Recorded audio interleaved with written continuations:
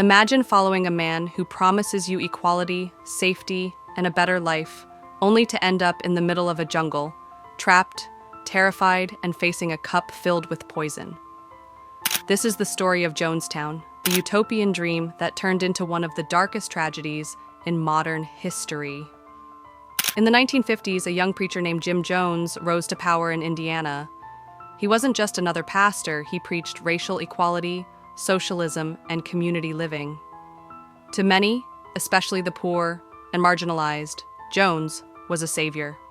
But behind the fiery sermons and staged faith healings, something much darker was growing. By the 1970s, Jones had thousands of followers in his people's temple. Politicians shook his hand.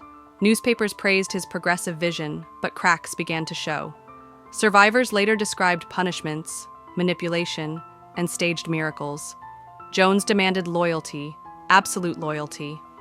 And when reporters started asking questions, Jones needed an escape. He chose the remote jungles of Guyana in South America, a socialist government, isolated terrain, perfect for his grand experiment. Jones promised paradise. But when nearly 1,000 followers arrived, they found hard labor, little food, armed guards, and no way out. Every night, loudspeakers blasted Jones's voice across the jungle, warning of enemies who wanted to destroy them. He rehearsed what he called white nights, fake suicide drills, to test his followers' loyalty. The line between practice and reality was starting to blur. Back in the U.S., relatives of Jonestown members begged for help. And in November 1978, Congressman Leo Ryan flew to Guyana with journalists to investigate. At first, things seemed fine. Smiles, music, warm welcomes. But then secret notes slipped into Ryan's hand. "Help us. We want to leave." Jones was furious, and when Ryan tried to escort defectors home, armed temple members ambushed them at the Port Kaituma airstrip. Congressman Ryan was killed on the spot, along with 3 journalists and 1 defector. Back in Jonestown, Jones knew it was over.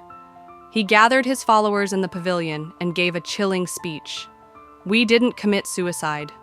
We committed an act of revolutionary suicide. Large vats of cyanide-laced flavor aid were prepared. Mothers gave it to their children first, believing they were saving them from torture. Then the adults drank. Some tried to run. Armed guards stopped them. Within hours, 918 people lay dead on the ground. Over 300 were children. And Jim Jones himself? Found with a gunshot wound to the head, whether self-inflicted or not. No one can say for sure. The world was stunned. How could ordinary people follow a man into such horror? Some call it mass suicide. Others argue it was mass murder because not everyone had a choice. The phrase, "drinking the Kool-Aid," was born from this tragedy, though in truth it wasn't Kool-Aid at all, but flavor aid. The Jonestown Massacre remains one of the deadliest cult tragedies in history, and the largest loss of American civilian life before 9/11.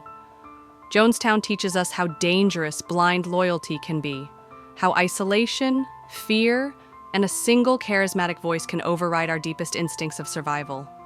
The lesson is chillingly clear. When someone asks for your absolute devotion, be careful what's in the cup they're offering. If you found this deep dive into Jonestown eye-opening, let me know what you think in the comments.